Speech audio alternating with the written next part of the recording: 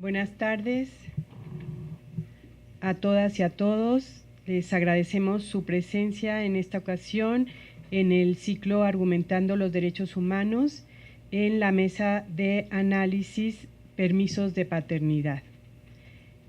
Para la CNDH es importante proveer a mujeres y hombres de información sobre la protección de sus derechos. En esta ocasión, el CENADE, dentro del ciclo Argumentando los Derechos Humanos, tiene el honor de contar con la participación de personas expertas tanto de la academia como de instituciones públicas que desde diferentes visiones filosóficas, jurídicas, políticas y sociales aportarán para la reflexión y análisis sobre los permisos de paternidad, con el fin de propiciar prácticas que fomenten la igualdad, toda vez que las desigualdades sociales afectan de manera distinta el binomio familia-trabajo, la seguridad social y la salud sexual y reproductiva de la población. En nuestro país, no obstante las legislaciones específicas y las políticas públicas que suponen un avance en la igualdad de género, no ha habido grandes logros en la eliminación de la doble jornada para las mujeres ni en la participación de los hombres en el ámbito doméstico en cuanto al reparto de las tareas familiares. Los hombres necesitan no solo responsabilizarse respecto a sus derechos sexuales y reproductivos, sino conocer todos aquellos derechos relacionados con la paternidad, incluidos los permisos, los cuidados paternos, los horarios especiales de atención infantil y las guarderías, entre muchos otros, con la intención de defenderlos frente a patrones culturales que prevalecen en la sociedad y que refuerzan concepciones que vulneran sus derechos de paternidad, por cuestiones de identidad de género o por roles asignados que se reproducen en la normatividad y en las prácticas sociales y administrativas al interior de las instituciones. Para romper con esos patrones sociales y culturales, se requiere de una transformación del significado de la figura paterna, de una resignificación de las masculinidades, de una nueva pedagogía de los derechos humanos a partir de diversos modelos sobre la equidad y la igualdad de género. Los permisos de paternidad son un tema de igualdad y una cuestión de derechos humanos. Tienen que ver con la obligación del Estado de garantizar los derechos de hombres y mujeres por igual, así como de impulsar medidas que ayuden a conciliar la vida familiar y laboral y también a democratizar la seguridad social. La CNDH, para contribuir a ello, considera fundamental que el goce y ejercicio de los permisos de paternidad se realice en condiciones de igualdad, por lo que los servidores públicos que laboran en ella, de solicitarlo, cuentan con el derecho a disfrutar de tales permisos. A continuación, vamos a dar inicio a nuestra mesa de análisis y me permitiré presentar a la maestra María de los Ángeles Aguilar Tenchipe y al doctor Juan Guillermo Figueroa Perea. En un primer orden va a participar la maestra María de los Ángeles y voy a permitirme leer su currículum. La maestra Aguilar es licenciada en Derecho por la Universidad Veracruzana. Cuenta con estudios de especialización en Derechos Humanos por el American University Washington College of Law. Es maestra en Derechos Humanos y Democracia por la Facultad Latinoamericana de Ciencias Sociales. Colaboró como pasante en el área legal de la Corte Interamericana de Derechos Humanos en San José, Costa Rica. Se ha desempeñado como visitadora auxiliar y jefa de la Unidad de Atención a Migrantes en la Comisión Estatal de Derechos Humanos de Veracruz, como subdirectora de Determinación de Medidas de Riesgo en la Unidad para la Defensa de los Derechos Humanos de la Secretaría de Gobernación, así como consultora de la Misión de Asistencia Técnica para el Mecanismo de Protección para las y los Defensores de Derechos Humanos en Honduras, en colaboración con la Unión Europea. Recientemente se desempeñó como directora de fortalecimiento del tejido social en la Comisión Nacional para Prevenir y Erradicar la Violencia contra las Mujeres de la Secretaría de Gobernación y actualmente se desempeña como secretaria técnica de la Procuraduría Federal de la Defensa del Trabajo. Le cedemos la palabra a la maestra María de los Ángeles.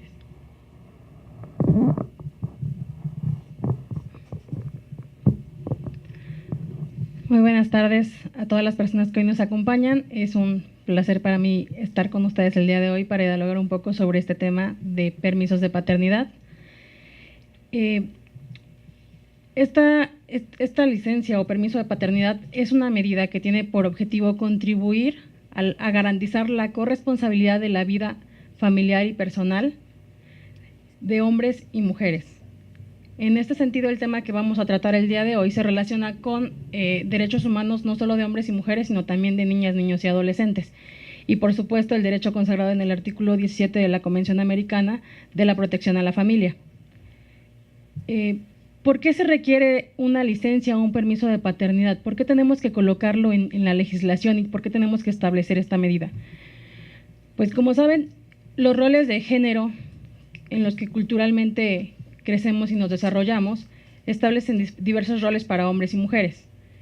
En el caso de las mujeres se nos establece o se nos asigna el rol de criar a las hijas e hijos. Bajo la lógica de el hombre es cabeza de familia y en consecuencia tiene la obligación de proveer el sustento y garantizar la seguridad alimentaria de todo el grupo familiar. La mujer se tiene que quedar en casa a cuidar a la familia y si trabaja, se consideraba entonces que el salario de la mujer es un salario que aportaba, que coadyuvaba a la economía familiar, pero no como la posibilidad de que una mujer estuviera a cargo por completo de la familia. Sin embargo, actualmente esto ya no representa la realidad social. Debido a los cambios económicos y sociales que hemos experimentado como sociedad, pues actualmente la mujer también se ha visto en la necesidad de incorporarse al ámbito laboral. Sin embargo, a pesar de que la mujer, de acuerdo con las últimas estadísticas del INEGI, representa el 38% de la población económicamente activa e incluso prácticamente una tercera parte de los hogares en México se encuentran a cargo de mujeres, se nos sigue considerando como que aportamos una ayuda a la economía familiar y no como personas que podemos estar a cargo completamente de la familia. Esto, en consecuencia, implica que tanto en el ámbito nacional como internacional percibamos un salario menor que los hombres. Y esto podría parecer, digamos, una mera percepción. Sin embargo, el Coneval realizó un estudio denominado Género y Pobreza. Y este estudio señala que la pobreza se asocia más a los hogares que están a cargo de mujeres y que en general en México las mujeres ganan, déjenme darles la cifra exacta, debido a la discriminación salarial de las mujeres, en nuestro país las mujeres ganan la quinta parte menos que sus pares, aun cuando posean el mismo nivel educativo. Asimismo, dada la inserción de las mujeres en el mercado laboral, tenemos menores prestaciones sociales que los hombres. De acuerdo con este mismo estudio, para 2016, por cada 100 hombres ocupados que contaban con beneficios de seguridad social, únicamente 62 mujeres contaban con este mismo beneficio. Y esta brecha entre hombres y mujeres se acentúa cuando se trata cuando nos vamos a estratos más pobres. En este caso, por cada 100 hombres ocupados con prestaciones sociales, 49 mujeres ocupadas tenían acceso a estas garantías. Por otra parte, las mujeres, en particular las más pobres, continúan dedicando mucho mayor tiempo, que es lo que señalaba Maru, la doble jornada laboral, porque por un lado las mujeres trabajan y cumplen con una jornada, pero al llegar a casa tienen que continuar con las labores del hogar. Entonces, de acuerdo con este mismo estudio, en promedio las mujeres dedican entre 12 y 17 horas semanales más que los hombres a labores domésticas. En igual sentido, dedican entre 5 y 14 horas semanales más al cuidado de otras personas, niñas, niños, adolescentes, personas enfermas, personas adultas mayores, dentro o fuera del hogar. Esta situación, de acuerdo con estudios del Banco Mundial, orilla a las mujeres a trabajar en situaciones o en el ámbito informal. y esta es la razón de que las mujeres cuenten con menos seguridad social y menos prestaciones cuando están en el ámbito laboral. Adicionalmente, esto impulsa también la segregación o las brechas salariales, con impactos que, de acuerdo con estudios de la Organización Internacional del Trabajo, se dan a nivel macro, a nivel empresarial y a nivel, pues, obviamente, de la vida individual y familiar. Desde este punto de vista es claro entonces la forma en que los roles de género nos afectan como mujeres. Sin embargo, a su vez estos roles de género afectan también a los hombres. En este caso se les considera como poco aptos para la crianza. Se dice que somos las mujeres quienes tenemos el instinto materno y en consecuencia quienes estamos por naturaleza creadas para educar a los hijos, y los hombres en consecuencia pues no son considerados para ejercer los cuidados paternos. Sobre este punto abundará mucho más el doctor Guillermo. Solamente quiero poner un caso que recientemente fue abordado por una organización feminista, GIRE, en el cual tuvieron que llevar el caso hasta la Suprema Corte de Justicia porque el Instituto Mexicano del Seguro Social únicamente consideraba como prestación para los hombres el servicio de estancias infantiles si eran viudos, si eran divorciados o si tenían la patria potestad. O sea, fue necesario que llegara el caso a la Suprema Corte para que la Suprema Corte señalara que esta era un obstáculo para los derechos en igualdad de hombres y mujeres de la crianza de hijos y para que se le diera acceso, en por lo menos ese caso, a estancias infantiles.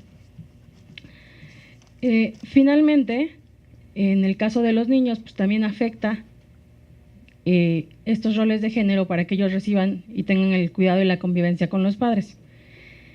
Desde esta perspectiva, la licencia de paternidad tendría al menos 3 beneficios, de acuerdo con el estudio de la OIT.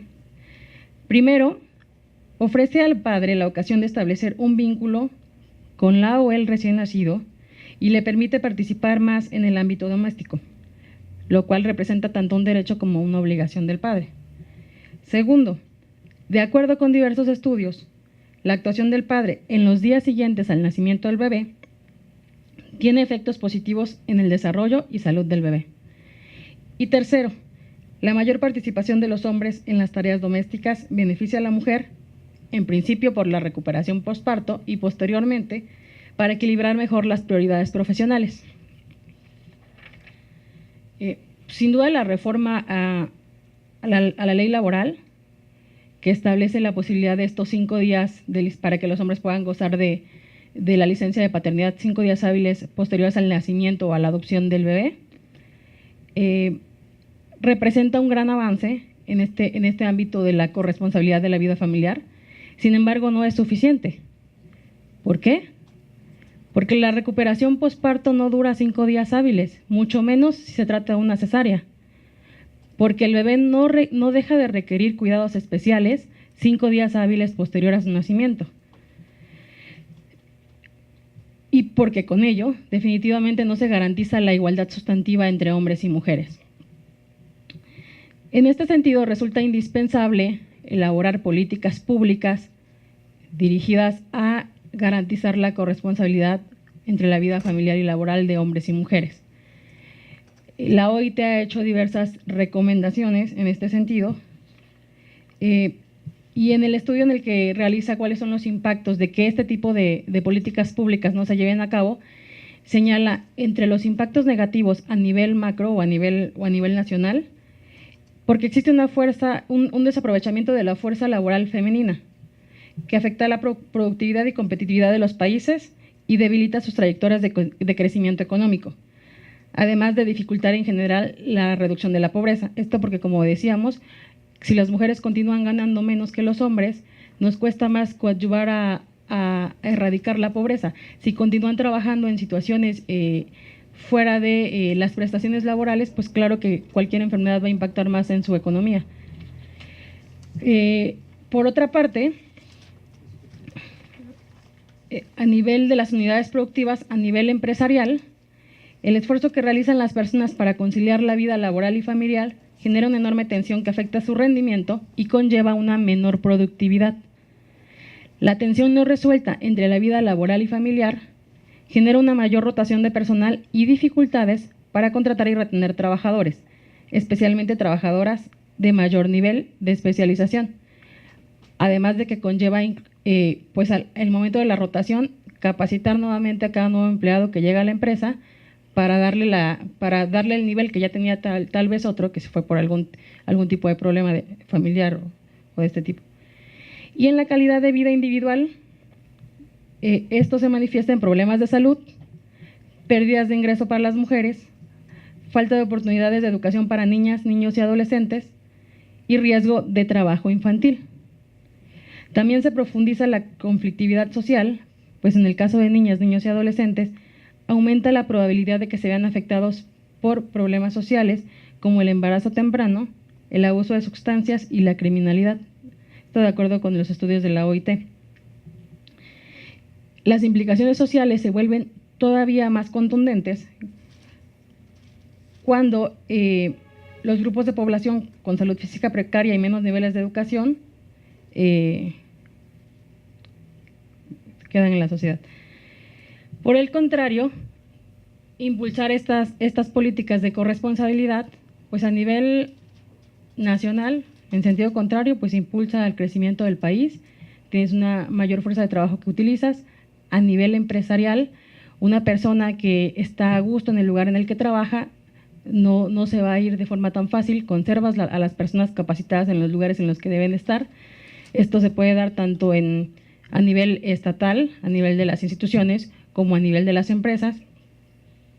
Y de hecho, la OIT menciona un estudio en el que se realiza como un cuestionario, una encuesta, y le preguntan a las personas que qué es lo que prefieren encontrar en un trabajo o cuáles son las condiciones por las cuales se quedarían en un trabajo, y en muchas ocasiones, más allá del salario, los jóvenes consideran que el tener o el poder tener horarios flexibles y una política de corresponsabilidad de vida social y familiar los retiene más en un trabajo que un salario más alto, por ejemplo.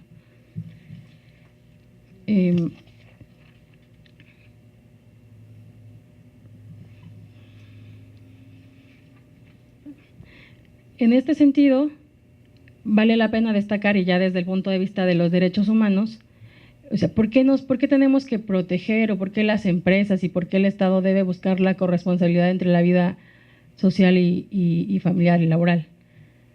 Se trata de derechos humanos. Como lo decía al principio de la charla, el artículo 17 de la Convención Americana establece la obligación de proteger a la familia.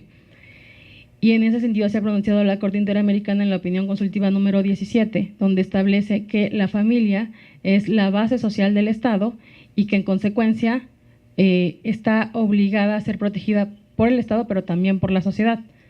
Lo mismo al referirse a los derechos de niños, niñas y adolescentes, que tienen el Estado y la sociedad también tienen la obligación de protegerlos.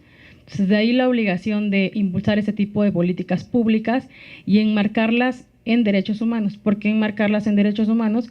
Pues porque desde este enfoque no es una potestad que el Estado te pueda dar o no, es algo que podemos exigir en términos de los tratados internacionales que el Estado mexicano ha ratificado, del artículo 4 constitucional, de la Ley para la Igualdad entre Hombres y Mujeres. Pues en el mismo sentido también la Corte Europea se ha pronunciado de que el disfrute mutuo de la convivencia entre padres, madres, hijas e hijos constituye un elemento fundamental para la vida en familia.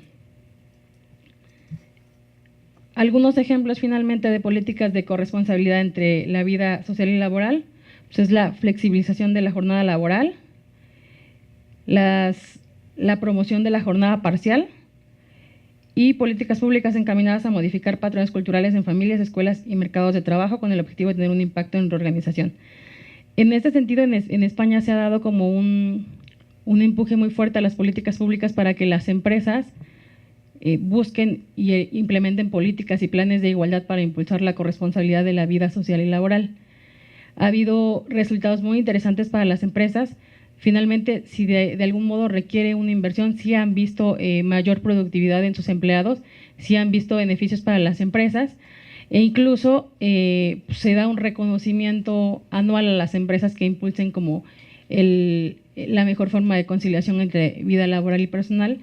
Entonces esto es factible. Algunas empresas en México también lo han hecho, pero hasta ahora son contadas. Creo que nos queda un largo camino aquí para impulsar esto, tanto en las empresas como en las instituciones. Se necesita un cambio cultural y un cambio de mentalidad, porque muchas veces también creemos que el que está en la oficina más horas es el que más produce y no evaluamos por resultados y productividad. Pues muchísimas gracias.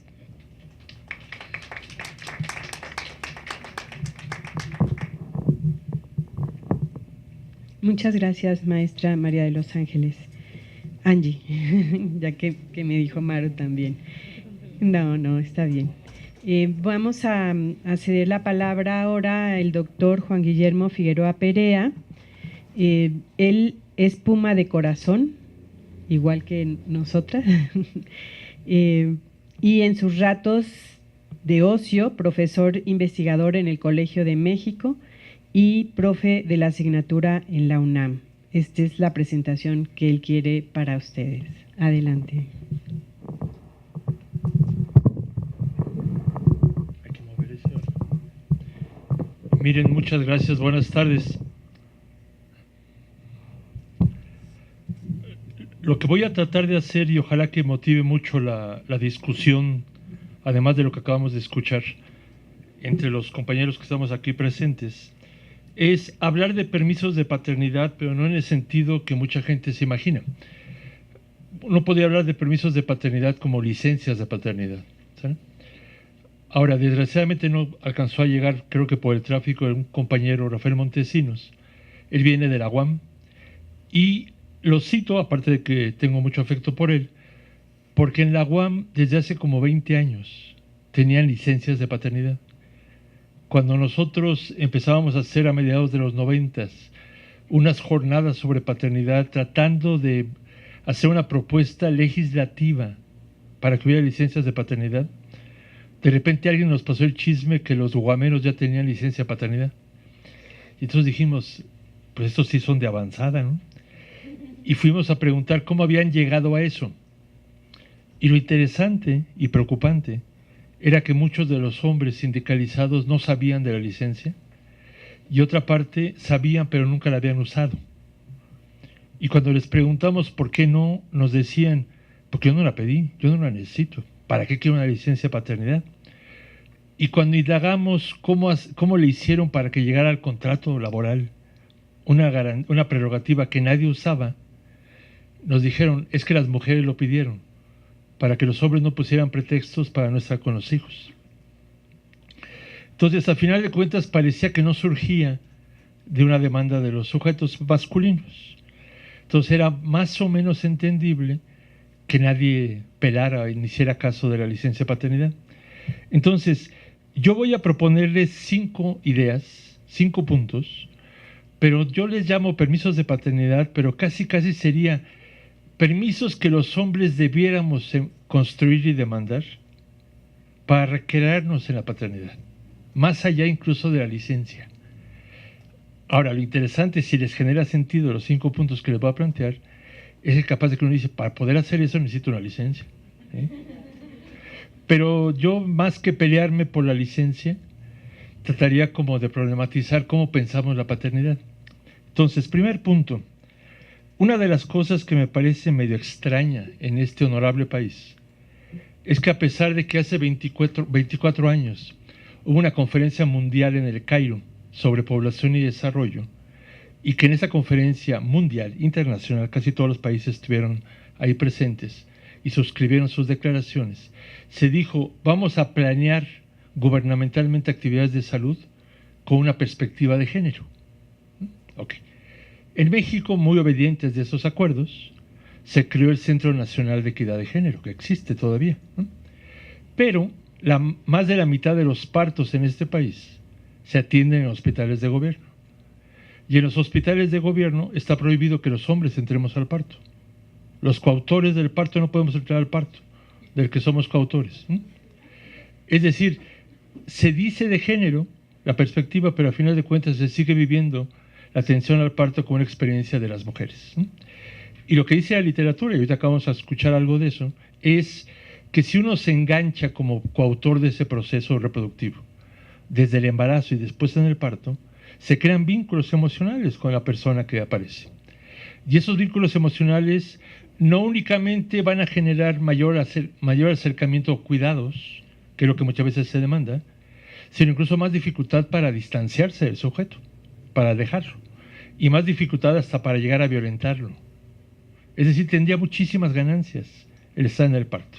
Ahora, una de las grandes complicaciones es que yo sigo diciendo desde hace mucho tiempo que hay un proceso de feminización de la reproducción en sentidos que a veces muchos de nosotros ni siquiera nos damos cuenta. Yo no sé cuántos de ustedes que trabajan en comisiones de derechos humanos están de acuerdo en hablar de que el idioma al que hacemos referencia como primer idioma nuestro deba llamarse lengua materna. ¿Por qué demonios se llama lengua materna? ¿Por qué la UNESCO celebra un Día Mundial de la Lengua Materna? Yo le he preguntado a cientos de personas y me dicen, porque la madre nos enseñó a hablar. Y yo digo, perdón, pero ni madres. Nos enseñó a hablar el contexto. No importa que haya pasado mucho tiempo con mi madre. Me enseñó el contexto, me enseñó incluso la ausencia del padre. Me enseñó a hablar los silencios de mi padre. Me enseñaron a hablar las influencias de la televisión, del barrio, de la escuela, todo el entorno en el que yo me muevo o que me moví desde pequeño. Entonces no es lengua materna, porque hoy que es el Día Internacional en contra de la homofobia, imagínense que 2 hombres homosexuales tienen hijos y entonces sus hijos van a ser mudos. Porque ¿quién va a ser la madre que les enseñe? En ruso se dice lengua de origen a la lengua primera que uno habla. Ahora, la institución que nos forma, como a mí me formó la UNAM, yo nunca diría que la UNAM es mi alma mater. Y la gente dice muy fácilmente que la institución que los formó es su alma mater. ¿Y por qué mater, carajo? Perdón, no quise decir carajo. ¿Por qué mater?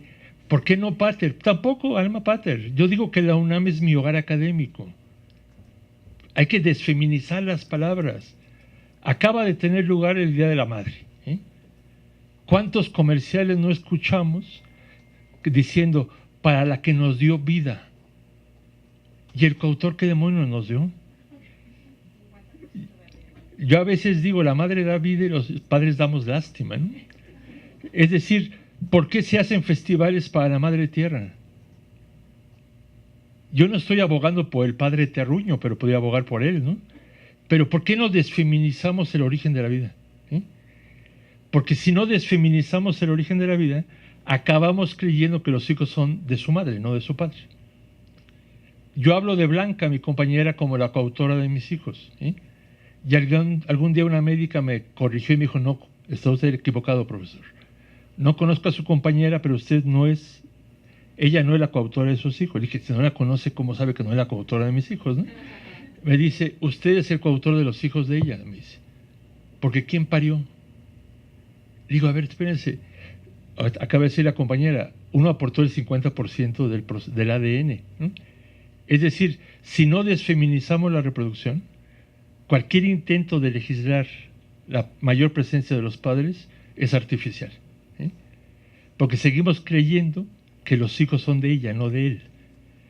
El mayor de mis hijos algún día le platicó a sus compañeros en la primaria, ahora ya es joven él, que su papá trabajaba dando conferencias y cuando le preguntaron de qué, Sebastián les dijo, mi padre habla de cómo los hombres tienen hijos. Y entonces su maestra me dijo, ¿me puedes explicar qué pinche tecnología era que tú investigas? ¿No? ¿Cómo que los hombres tienen hijos? Le dije, ¿por qué no tenemos hijos los hombres? Aunque no vivamos un parto.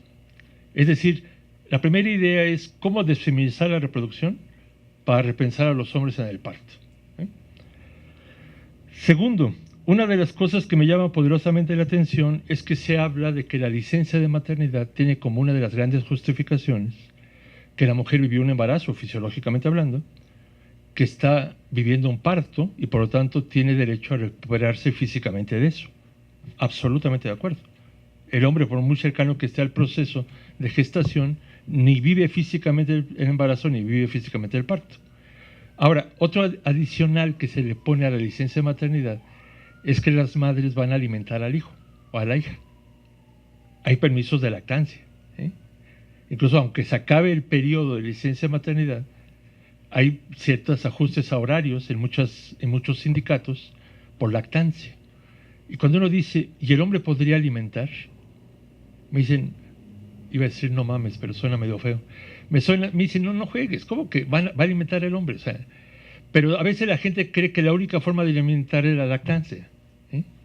Y cualquiera que haya estado cerca de un proceso de lactancia, que no siempre es fácil, el proceso de lactancia, pero saben que la lactancia no es únicamente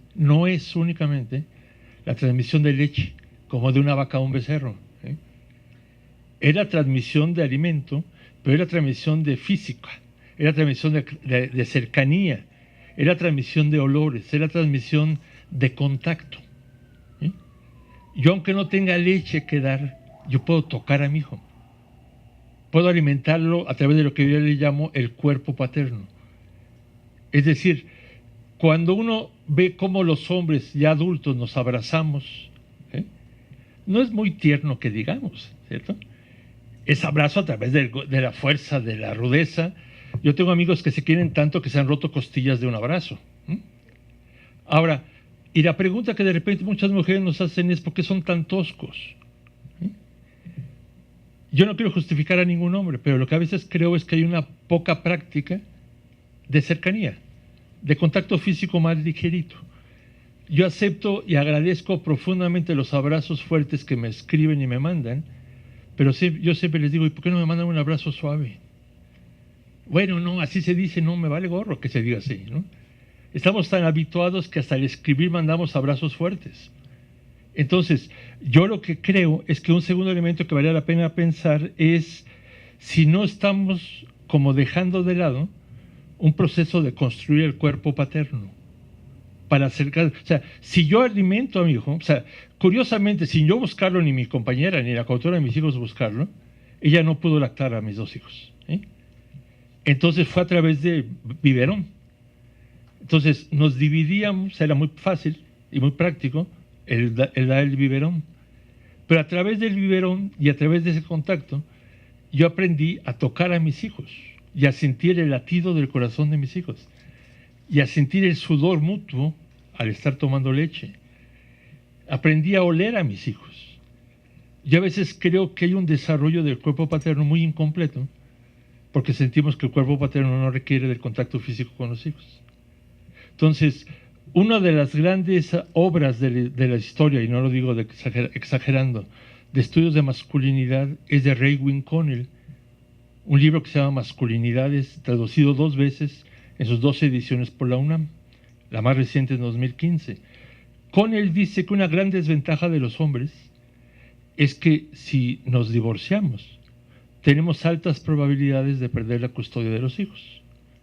Y no lo dice echándole bronca a los abogados o a las malas mujeres, ni nada. No, dice, es altamente probable que perdamos la custodia porque las mujeres como colectividad han desarrollado ancestralmente mucho mayor experiencia de cuidadoras.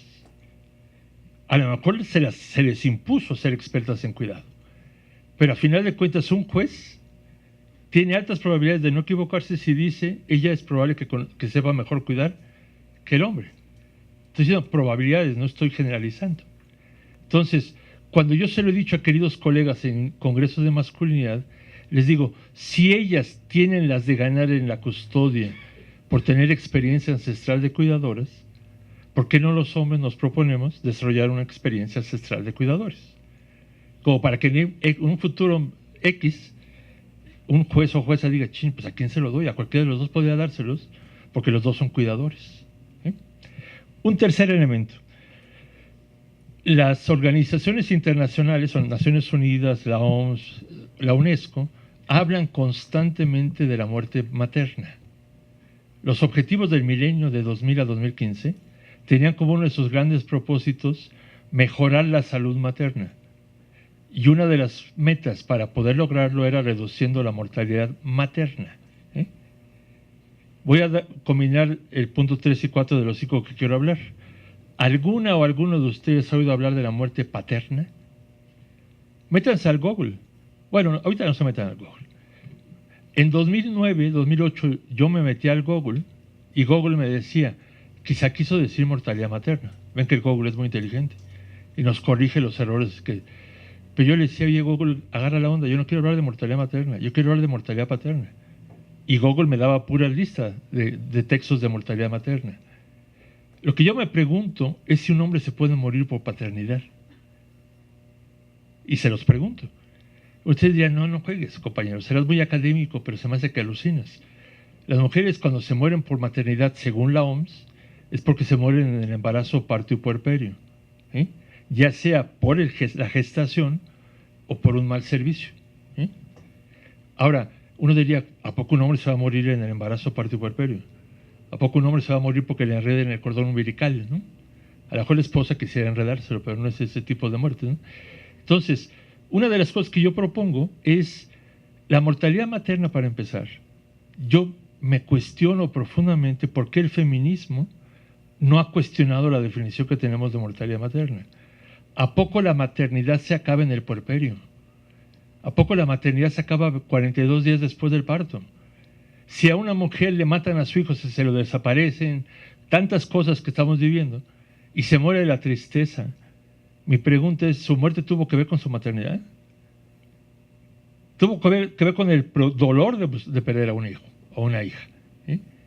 Si una mujer trata de proveer a sus hijos y en la búsqueda de proveer se muere porque le da un infarto, porque comete un delito y es sancionada y castigada, etcétera, etcétera, pocas personas dirían que eso es mortalidad materna.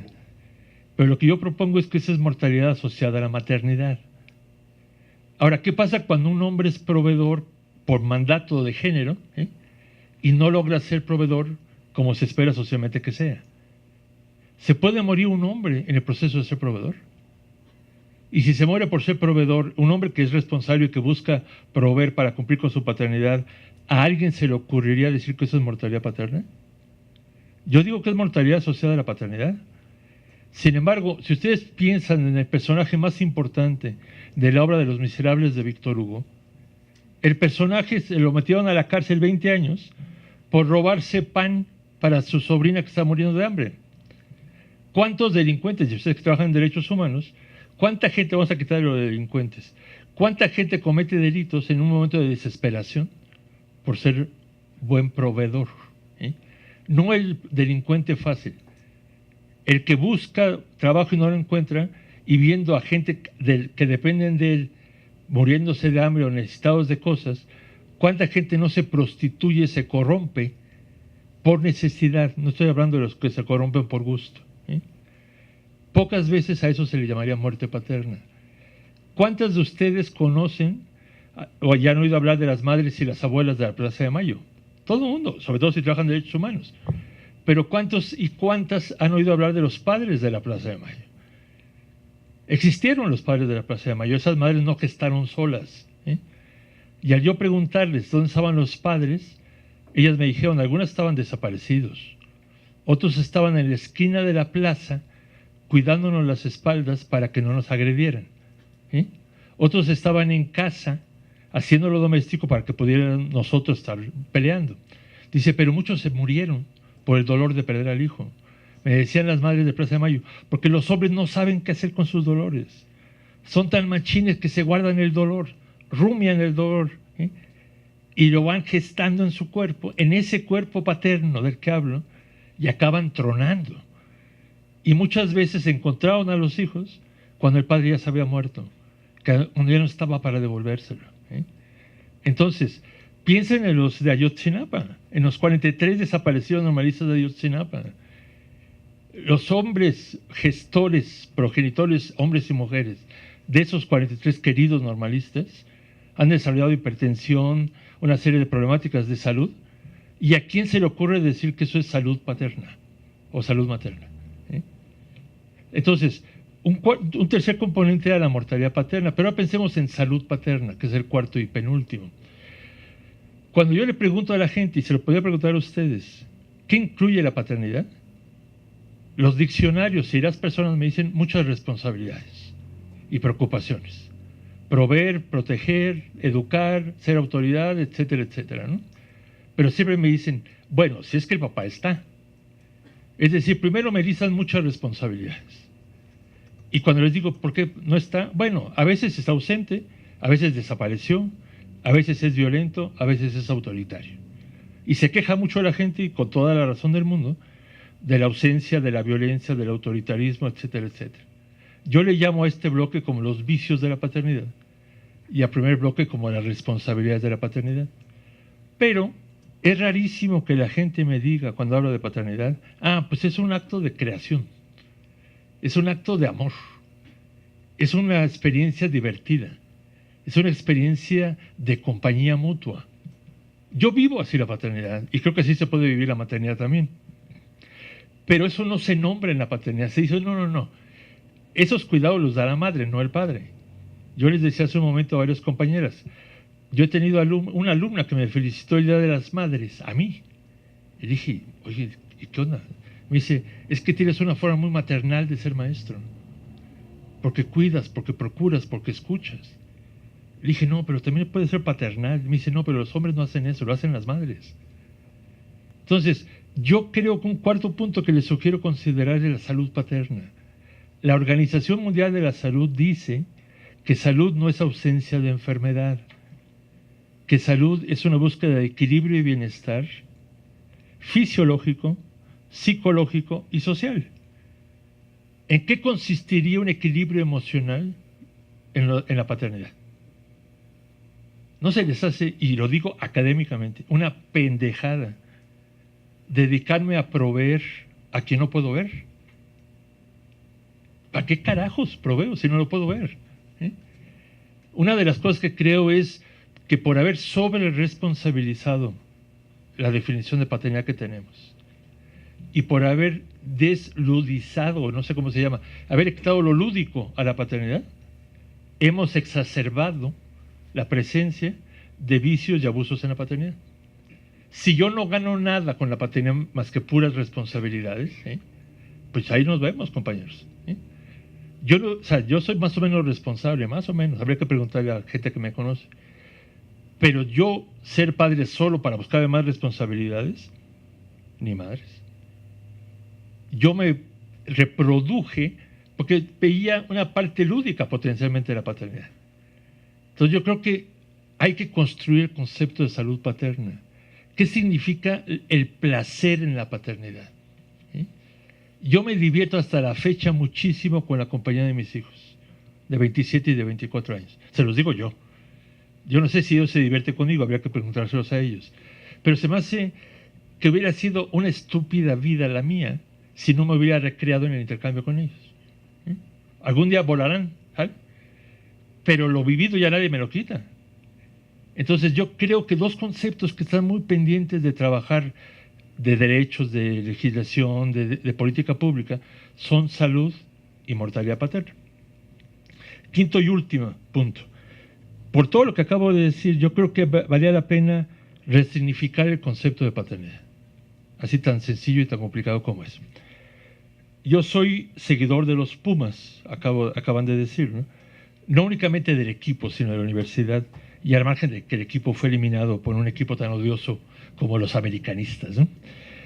Pero a mí no me duele tanto que los Pumas pierdan con el América, como que al día siguiente digan los periódicos, el América mantiene la paternidad sobre los Pumas. Esa es una palabrita, una categoría que se usa mucho en el fútbol. Si yo domino a alguien, es que soy tu padre. Entonces uno dice, con ese referente simbólico, ¿cómo vamos a democratizar la paternidad? Haz esto porque soy tu padre. Se usa como criterio de autoridad. Pero una querida filósofa que todos han leído, que se llama Mafalda, el día que su madre quiso intimidarla para comer sopa, diciéndole, porque soy tu madre, la querida Mafalda le dijo, pues yo soy tu hija, y nos graduamos el mismo día, compañera. ¿Qué pasaría si cuando uno le dice al hijo, porque soy tu padre, de repente el hijo me dijera, oye papá, tal cosa, ¿y por qué? Porque soy tu hijo. ¿Habría reconocimiento a lo que él está diciendo? Yo tengo la impresión que si no redefinimos o revisamos nuestra definición de paternidad, demandas de permisos de licencias son un poquito más ambiguas, porque nos las seguimos creyendo que los hijos son de la mujer, nos las seguimos creyendo que los sujetos masculinos buena onda son los que son acompañantes de los rituales de la mujer de cuidado. Y no, al margen de los datos que dicen mis queridas amigas que investigan uso del tiempo, dicen es que las mujeres trabajan mucho más tiempo, dedican mucho más tiempo al hogar que los hombres. Eso es muy cierto. Pero tengo amigas que dicen, las mujeres cuidan más. Digo, vamos a discutirlo. Si yo, hombre, vivo en Ecatepec, y hago 2 horas y media porque trabajo en el Colegio de México, y diario hago 5 horas de camino, y de repente tengo un trabajo precario que tiene un ingreso insuficiente, y vivo en un municipio complicado, y de vez en cuando me asaltan, y llego a mi casa y mi compañera me dice, es que tú nunca cuidas a tus hijos. Se me hace medio gacho. Se me hace que corre una tremenda posibilidad de una injusticia. Entonces, ¿qué carajos estoy haciendo yo? ¿Cómo se llama lo que hago buscando la proveeduría? ¿Qué aporte hace a la lógica del cuidado el ser proveedor? O sea, si me dijeran, es que casi nunca estás con tus hijos, eso es cierto. Pero que no me digan que no los cuido. Porque a lo mejor no cuido en la talacha de la comida, en el talacha de todas las cosas, cuerpo a cuerpo, como les decimos a algunos, ¿no? Pero ¿cómo le nombramos a lo que hago? Pensemos en padres proveedores responsables. Yo tengo la impresión, y con eso termino, que hay que desfeminizar la reproducción y desfeminizar la categoría de cuidado para hacerla más relacional. Y creo, y les pregunto si nos podemos permitir eso. Pero no únicamente habrá que permitirnos como progenitores masculinos, sino si las mujeres estarían de acuerdo en ese tipo de planteamiento. Pues muchísimas gracias.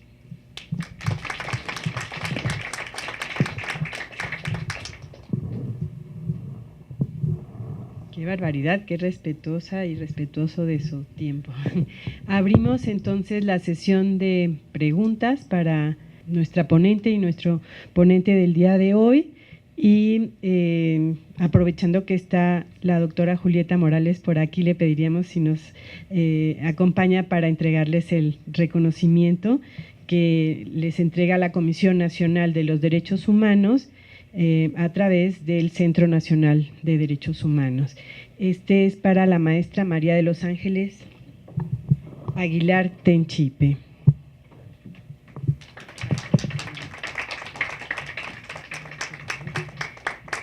Perdón.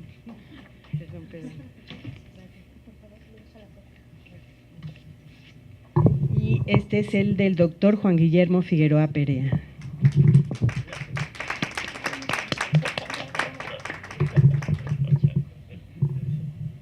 Muchas gracias, doctora. Pues muchas gracias a todas y a todos por estar el día de hoy aquí. Y esperemos que sea el inicio de una serie también de un ciclo para poder trabajar esta nueva forma de vida de los hombres mexicanos. Muchas gracias.